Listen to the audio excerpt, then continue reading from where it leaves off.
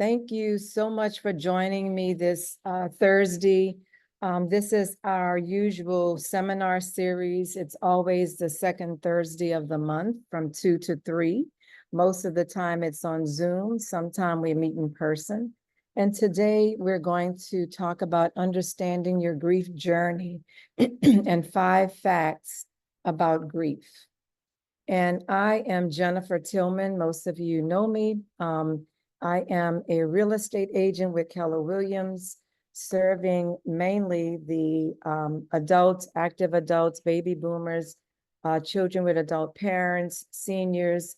That's my sweet spot. However, I help everyone that's in transitions, no matter if it's a first-time home buyer or someone that's moving up because their family is growing, or if it's someone that's downsizing and the senior moving into assisted living. All phases of life, all transitions in life. And that's what I've been doing for about 17 years. And because of that, I started coaching because people ask me to come into their lives when I'm helping them with the real estate transaction. However, my goal is to help everyone live their best life. And so talking with various people just led me into this coaching role. And so now I'm a certified life and transformational coach, as well as a grief coach, just recently getting my certification for grief coaching. So let's get into what we're going to talk about today, your grief journey. And what is grief? So grief is the emotional, physical, and cognitive response to losing someone or something that is important to us. And I like reading the definition by Wikipedia on grief. Wikipedia says that grief is the response to the loss of something deemed important, particularly to the loss of someone or something, some living thing that has died, to which a bond or affection was formed. And although conventionally focused on the emotional response to that loss, grief is also physical, cognitive, behavioral, social, cultural, spiritual, and philosophical dimensions. And so that's what we're going to talk. It's not just an emotional thing. It affects our behavior. It affects just everything. And it's not just about grieving a loss of a loved one. We can grieve many things. Some people grieve pets that have died, or if a loss of a job or a loss of a relationship, maybe through divorce. And then just all types of changes in their life. I've talked to people who may have downsized because they became an empty nester and they're grieving. So grief can come in many forms. And today, though, we're going to probably focus more on losing a loved one. And so what does that do for us? We have different types of grief. What we have is anticipatory grief. And this might be grief expressed where you're anticipating that something is going to happen. This happens a lot when maybe a loved one is in hospice care and you know that something is going to, it's inevitable. So you have anticipatory grief. You can also have this type of grief when your loved one may have dementia. And so you know, they could have dementia for years and they're no longer that person that you knew. And so that also can be a sign of grief. Complicated grief is when we experience a traumatic loss. And this could be a violent loss, something that was unexpected, maybe a young person, or it could be just, you know, a child, your spouse, but it's something that is complicated because it was something that was so unexpected. And again, it could be because of some type of violent nature. Delayed grief is when we're so busy handling things after maybe a loved one has passed that we don't, you know, we're numb. We don't even take the time to grieve because we're so busy getting this together and gets together. And so we're still in shock, but we're moving, we're doing things, we're getting things together. And it's not until after things have settled down that you begin to feel that grief.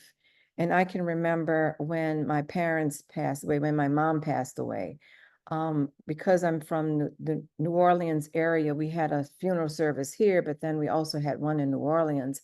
And it wasn't until I got back home to my home here in Maryland when that's when it was delayed because that's when I was in the home by myself and it just came. I just floods of tears. And that's when my grief journey, I feel, may have started because I was so busy doing things and putting things in place prior to. We have masked grief. And this is when grief shows up in negative behaviors. It's masked because it hasn't been dealt with. So the person might not sleep any longer. They're up during the night. They might take on some negative behaviors just because they're not managing that grief. They're not facing or dealing with the grief that they're going through. They're masking it. Sometimes we see this in children because the children's behavior begins to go south. And we're just thinking that they're being bad, but maybe they're also trying to work through the grief. So we don't grieve when we don't grieve and get, it becomes unresolved grief, and that manifests in many unhealthy ways. Ambiguous grief is one who might be lacking closure. This also can be because maybe through a separation or a marriage, there's some things that are not, you haven't closed out on some things. There's still some issues and some things that need to be resolved. And so we might call that ambiguous grief. In all of these, you don't really know what that future is going to hold and what it's going to look like. So that in itself is grief. And then we have disenfranchised grief. This is where the person is grieving something that they've lost. However, everyone around them, or I shouldn't say everyone, but some around them are not acknowledging that loss. And it could be a pet. A pet to someone it's very important. It's a family member. However, to another person, they might be wondering, why are you grieving over a pet? You can buy another dog, something like that. So disenfranchised grief is when you, the person who's grieving, it's something that's personal to you, and maybe others are not recognizing it or acknowledging it. It can also occur when you've lost a loved one through pregnancy. Again, some people might say, oh, you can have another child, it's not the end of the world, whatever, but that's disenfranchised grief because others are not acknowledging that you're going through grief. And then collective grief is when a whole community, a whole nation might be grieving. Sometimes you see this when maybe there's a public figure that has passed, or just recently when we went through the pandemic, that was a collective grief because we had so many people passing away. And so it wasn't just one family, it was just a collective number of people passing. And so we can consider that collective grief. Now, I want to go into the 5 facts around grief. So this is kind of like starting where, what we really want to discuss. The first fact is the reason that we are grieving is because we have loved. If we had never loved, we would probably not be grieving. So death leaves a heartache that no one can heal. No one can heal that broken heart. However, love leaves a sweet memory that no one can steal.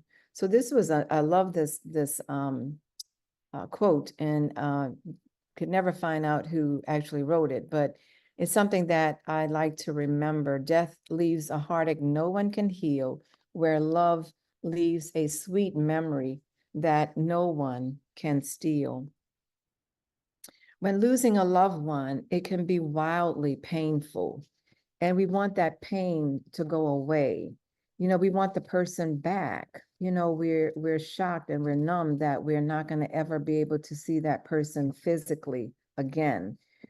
we want the world to just stand still, and sometimes we're just, we're doubting that something, we're in shock, we're numb, we're doubting that something has really happened. We might want to be held, or we might want to be left alone. We might feel scared, not knowing what our future will be. We worry that we will never be the same again. And in reality, we won't. Because when someone, you lose a loved one, your life changes. And with that loss, your future is going to be different. Everything is going to be different.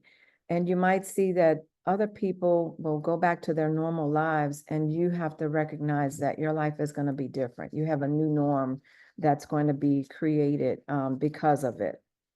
So, and another thing too, grief also is here to show us what matters most now after something has happened. And I'll ask you the question. I know it has happened for me, but after going through the pandemic, I know for myself, I started looking at life differently. I started looking at life like life is short, and I want to make the most out of my life. And that's what I want for others as well. And then even when I hear of a friend or a neighbor or someone that is young, and I see that, just unexpectedly they passed away, they had a stroke, they, whatever. Um, I also, that comes back to mind that life is short. And I don't know if it's because, as you get older, you mature. But, because I see that life is short, I'm doing things differently. So after, both my parents passed after my dad in 2021, my siblings started getting together every December, and we go down to Williamsburg so that we can just spend time with each other because we live all over the country. Another thing that we do is once a year we get together in the summer and just enjoy each other's lives, and we live out the legacy that our parents gave us. But what I'm getting at is we grieve because we've loved. And so from that, we begin to do things differently in our life. We learn from this grief that we might want to make some new changes in our life. So we live in a society that is a bounce back society. So, they never taught us how to grieve or what grieving is all about as well. And so the next thing I want to go into is the emotions around grief, that they're normal and they're natural. And sometimes when you lose a loved one, you want to try to hold it together. You're trying to hold it together. You don't want to fall apart. You don't want to feel like you're out of control. Claire Bidwell Smith says that it's okay to fall apart.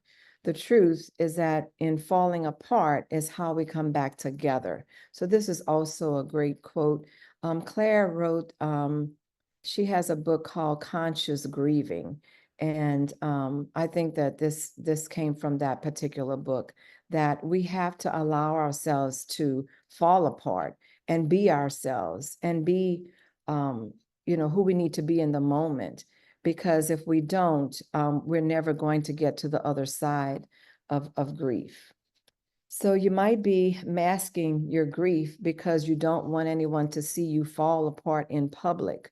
You might feel that you have to be strong for your family, or that, you can't allow others to see that you're losing control, that you want to maintain control. Or you might consider the word falling apart as staying in bed and not getting out of bed, not wanting to do anything or face anyone.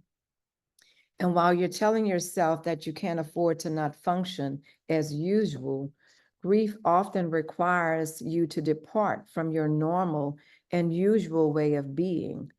The work of grief may require you to shift your priorities. It may be a time for us to take time to cry and to rest. So even though you might not feel like getting out of bed, um, you might need to just grace yourself and rest a little longer. You might feel that, you need to cry. You need to take that time and cry, because that's going to be the only way that you're going to be able to work through the grief. So give yourself permission to grieve no matter what the time frame is. And letting yourself fall apart means surrendering to the emotions of grief, giving yourself the release of your body and your soul, the release that your body and your soul need, and allowing space and time for processing and reflecting on this particular grief. So I'd like to do a quick little exercise right now. I want you to just tighten up your fists, tighten up the fists in your hands, clenching them so tight that your knuckles in your hand begin to ache. And I want you to hold that for a minute. And this is what it feels like when you resist grief. Now, I want you to slowly open up your hand and let your fingers just curl as natural. And this is what it feels when you begin to surrender to that grief. You're letting go and you're unmasking, and you're beginning to be, and you're just being who you need to be in the moment. So you're beginning to allow grief to just happen, and you're not masking it or holding it back. When you tighten up and you're trying to be okay and be in control, you're actually doing just what we did in that experiment. You are tightening up, you're clenching, you're trying to be normal, you're trying to be in control. And what grief is asking you to do is just give it its room, let it be. If it's time to cry, then cry. If it's time to rest, then rest, but let it just be. And you just be who you are in that moment. So there's many emotions behind grief. And these are some of the feelings that one might have. Of course, initially we might have disbelief. We might be angry. There's so many people that I've met over the years that say that they're angry because of maybe the death of a loved one. You might feel disorganized because maybe your spouse or your loved one was the one who did most of the things, and now it's falling on you and you feel disorganized. You might feel rage or bitter or even guilt. I just was speaking with someone the other day that was feeling guilty because it could be because there was something that you did do or that you did not do, and you're feeling like you're the cause, or if you had done something differently, you would have, things would have turned out a little differently. I remember thinking this when my mom passed. My mom was very ill, and I had to call, the ambulance to pick her up. And I didn't, wanted them to take her to one hospital. They had to take her to the nearest hospital. And then they found out on the way that that hospital was full. They couldn't take her. So we went to a medical center. And I felt guilt because I felt that something, and blame, because I felt that something happened there that, that caused her death. And so now, even today, when I think about the things that happened that last week, I still have some anxiety around it. And sometimes I don't even want to ride in that neighborhood where the medical center is, because it just brings back memories. And I don't want to feel the memory or the grief and the anxiety. But again, it's something that I have to continue to work through, and I've gotten better. But grief will be with us for a long time. But you might be feeling some of these feelings, despair, fear of the future. And some people might feel relief because maybe their loved one was going through so much pain and so much, and so now they feel that they're at peace because now they're no longer in pain. So those are some of the emotions that we're feeling. And I want to go into stages of grief, because even though we're talking about the 5 facts of grief, we have stages that we go through. And initially, when you hear about something, you might be in denial. This can't be happening. Just speaking to 2 or 3 people who've recently lost loved ones, young people, they told me that initially they were like, no, this can't be happening. And they were in shock. And so again, the first column is the stages, and the second column talks about some of the reactions. And so they feel, you might feel numb or deny that this is really true. The myth with that is the pain will go away if you just ignore it. And again, no, we have to face the grief and face it in order for us to heal. Another stage might be anger, and these don't have to be in this particular order. They can be in any order. You might not even feel some of them. But anger, again, we talked about blame. Who's to blame for this? Am I feeling guilty about it because maybe I feel I'm the blame? And then sometimes people might bargain, well, if make this not happen, and then I'll be this way. And then depression, I'm too sad to do anything. And so we'll talk about how sometimes you can stay in that mode or you can work your way out of that mode. And then acceptance, you get to a place after working through your grief where you get to a place where you're accepting it and you're at peace, and maybe you're feeling grateful for the experience of having that person in your life. And maybe you've learned something from that person or from that situation. So this is stages of grief. This is common reactions of grief. Again, it's all the emotions that we feel, the sadness, the guilt, anger, the fear, and then sometimes having physical symptoms. Again, some people lose sleep. They can't sleep at night. Some people go to negative behaviors because of the reactions of the grief. And then I'll continue a little bit with the myths.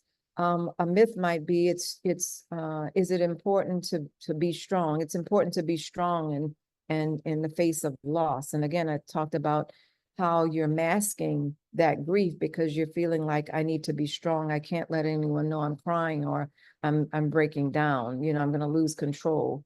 But it's okay to cry, feel sad, be frightened, and feel lonely.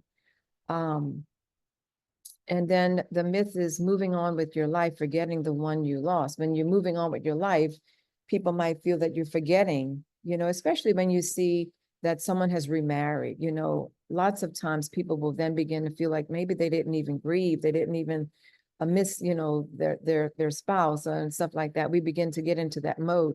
But moving on is accepting, is keeping your loved one's memory part of you. But it's accepting that this is where you are and this is how your life is going to be different. And I have something that we talk about. It's having this flat tire approach to things. If you have a flat tire in your car and you're sitting in your car and you don't do anything about it, you're going to stay stuck. However, if you have a flat tire and you decide to get out of your car and to look for help and to do something about it, then you're going to be able to move on. So again, looking at your life as whether you're going to move on and when you're going to move on. And then the last one, friends can help by not bringing it up. Sometimes, people are afraid to say something because they don't want to disturb you, but maybe the person wants to talk about their loved one. So, these are some of the myths that we also go through with grief. So the third fact about grief is that your grief is unique to you. No individual is the same. No one can understand how another is experiencing a loss, and no one can expect that grieving will be the same for another. Grieving is unique to the individual. So again, no one is the same. No one has had the same relationship. So two people may have lost sons at early ages, but one can still not tell the other, I understand how you feel, because you never know the relationship that you had with your son. We don't know the relationship that anyone has had with another that has lost. So we really can't say, I understand how you feel, because you don't. And sometimes when we say that to a person thinking that we're helping them, they really don't like that because you don't understand how I'm feeling and the loss that I have and what's keeping me up at night and how I'm grappling with understanding this. The person just doesn't really understand. And, we're all different. And if I ask each of you to describe the word happiness or how you feel when you're happy, you probably each will give me a different response. And that's because we're different. So sometimes in a family, one person might feel that another is not grieving because they don't see them shedding any tears. They might be looking like they're strong and business as usual.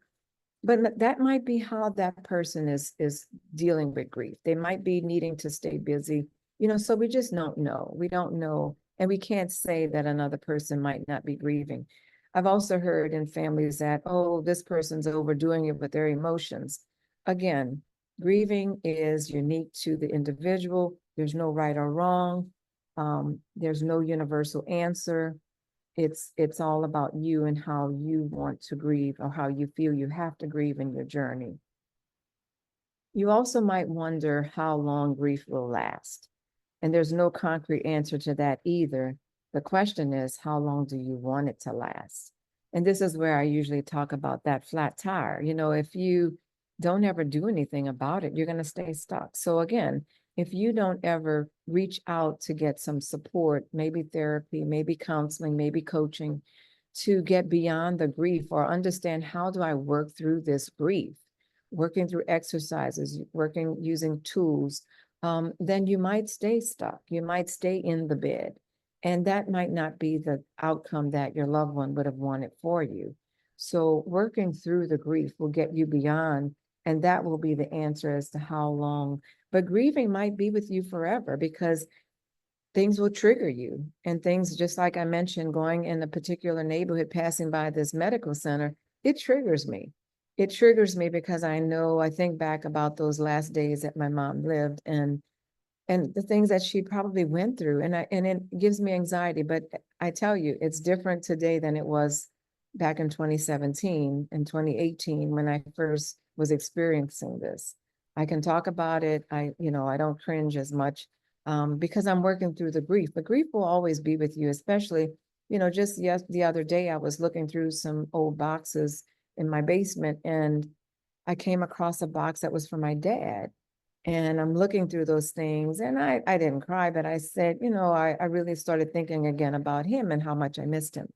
Because I spent more time with my dad after my mom passed, just to make sure he was good.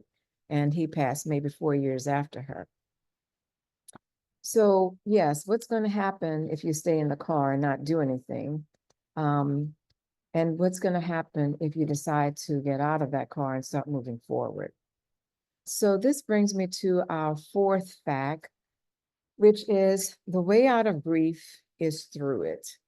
And when we avoid grief, we walk in circles, always returning to the same place to find that our grief is still waiting for us. When we walk forward, even move through the most painful parts of the experience, we allow ourselves the opportunity to make our way to a new place, the other side of grief. So again, we have to do the exercises and do the things that will allow us to face that pain, so that we can get beyond it and begin to heal. Um, there are many ways to engage with our grief. So I might ask you, what are you feeling right now? Are you feeling overwhelmed? What are you feeling? Engage with your grief by staying present with it. Maybe it's anger that you're feeling right now. Again, I spoke to someone, I guess maybe a couple of months ago, who lost her daughter. And she was very angry, and she was a faithful person. However, at first she told me the first couple of months or whatever, she was angry with God, because she just kept feeling like, why would he allow this to happen? Her daughter was very young, very lively. And she passed, I guess it was right at the beginning of the COVID, I don't know if it was from COVID, but again, she passed at a very young age, unexpectedly. And so, you might still be angry. And so how are you going to move through that anger? And that's, there's books, there's coaching, there's therapy to help us to get through that grief. But again, if we never face it, if we mask it, we might then develop some unhealthy behaviors, to kind of, to cope, through that loss. I read someplace that there's Astrid Oliver has a book, and it's called The Letters to My Son, Facing the Death of My Son from a Drug Overdose. And so what she prescribes to is that writing a letter, that might be the way that you get your thoughts out. I spoke to someone I think this week, and they would go to the gravesite almost every day. And while they were there, they would journal or they would talk to their loved one. Again, all of these are different things that individuals chose to do to work through their grief, and this was just in the beginning phases. After, a while, they were able to do some other things. But writing a letter to your loved one, just letting them know everything about how you're feeling, if you're feeling angry with them, if you're feeling grateful for the time you spent, if you're feeling whatever you're feeling, bitter, guilt.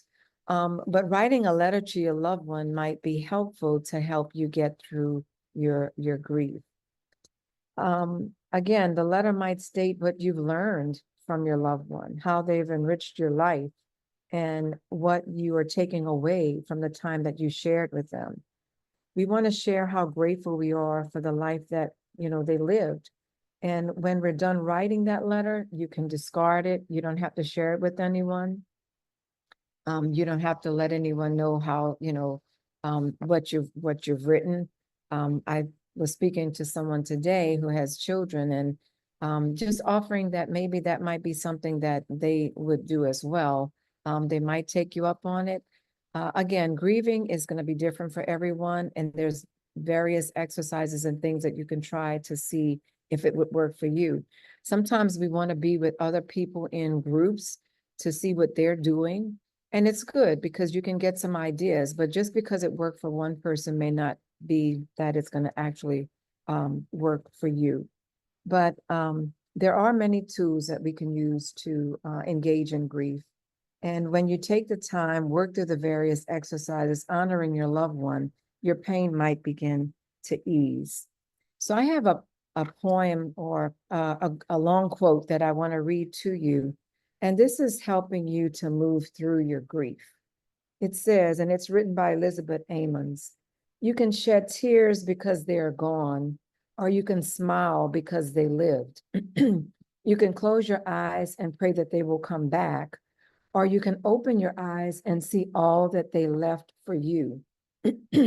Your heart can be empty because you can't see them, or you can be full of love that you've shared. You can turn your back on tomorrow and live yesterday, or you can be happy for tomorrow because of yesterday. You can remember only that they are gone, or you can cherish their memory and let it live on.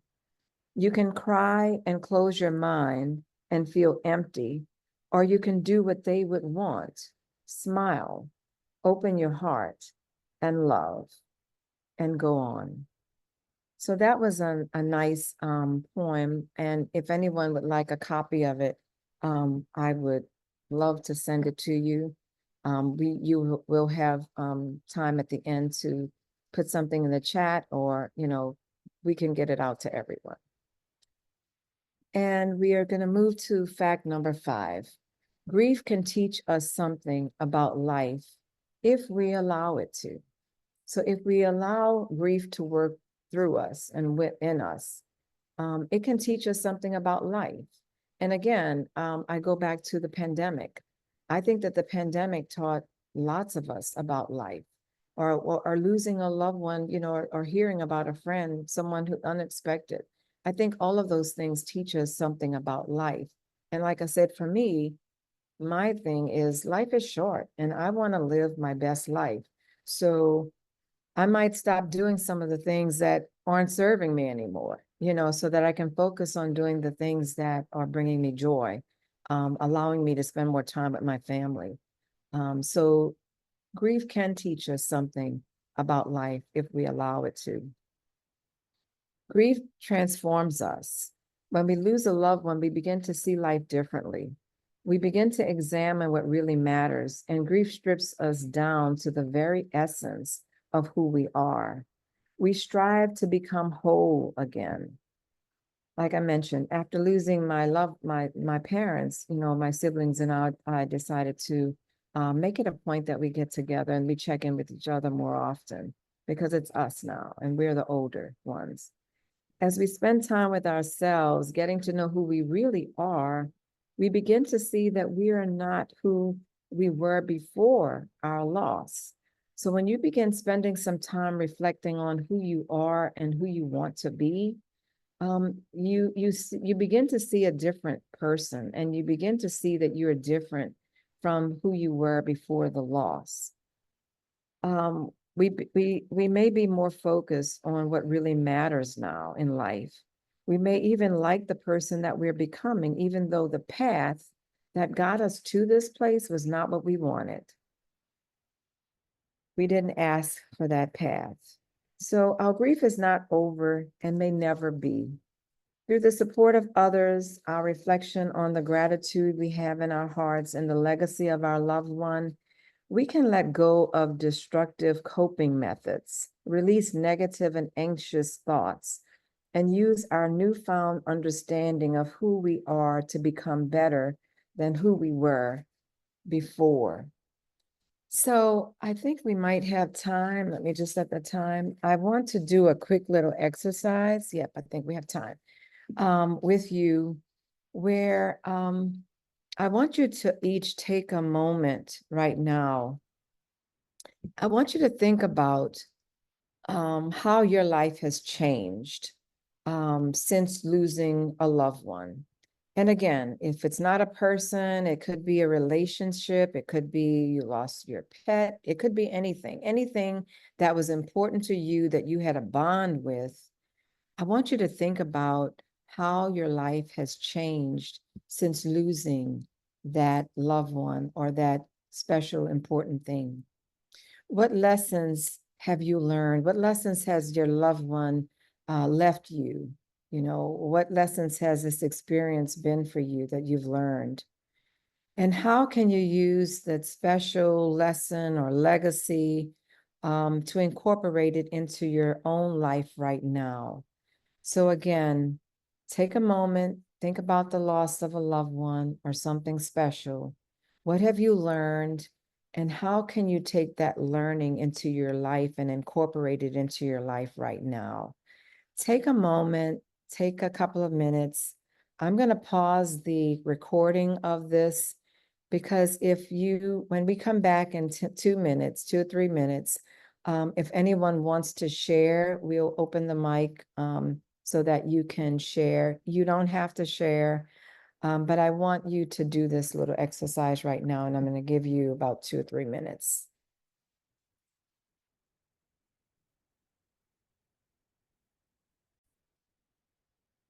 Okay, and I'm going to move to our next slide. So this is Megan Smith Brooks wrote this book. She has a really following. She has different books. Unraveling Grief.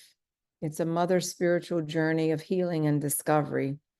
And Megan has this quote, which I thought also was just something great. Grief will always live as part of you now, but it will be up to you to choose how it defines you and how well you use it to live a meaningful life because of it. Move forward with a new meaning for life, fully conscious of the legacy you are living each day starting today. So your loved one has left a legacy. Your loved one has left some learning for you to pick up on, to grow from. And now we also need to leave legacies for those that follow us. And so because of the life that your loved one lived, we now make our lives more meaningful, even through the grief. And we want to live our best lives. And so what do we need to do to put in place? Some of the exercises that I do is a grief wheel, and we look at all the areas of our life and where are we right now and where do we want to be in a couple of months years, whatever.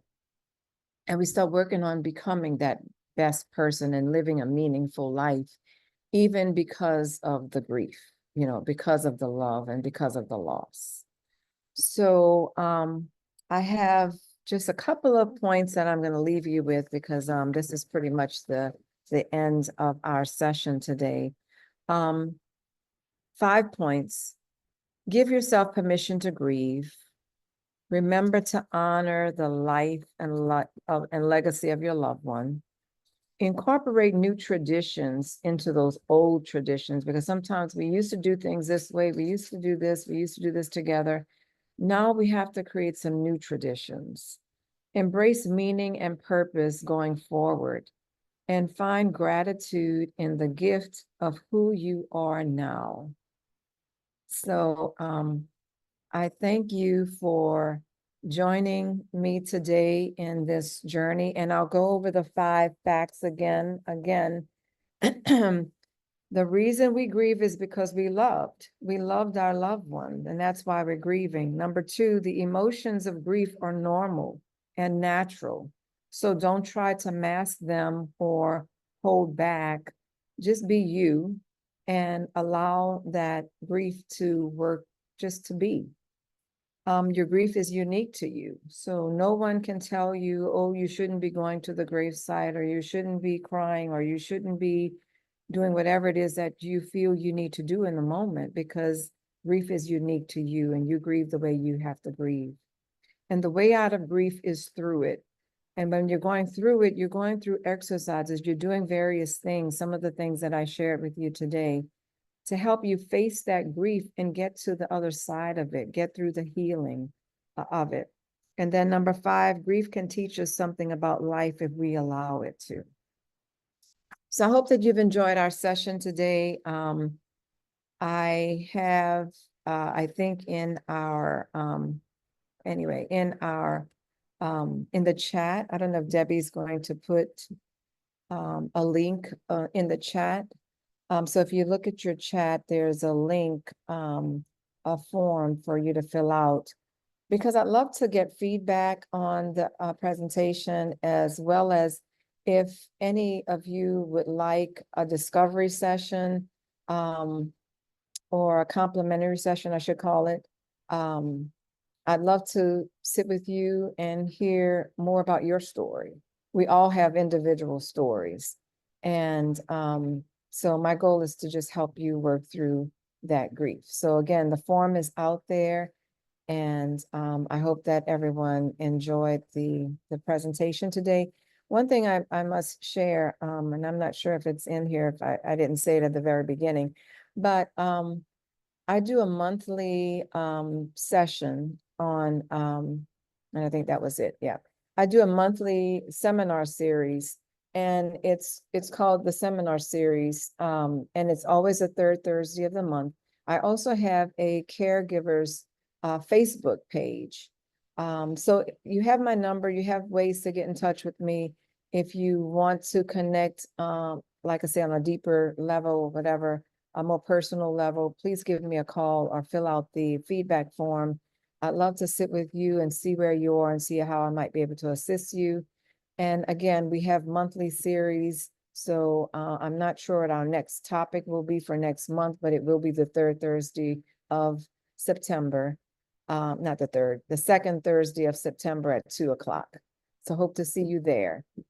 Thank you. And if you want to say anything or share anything, please feel free to do so now.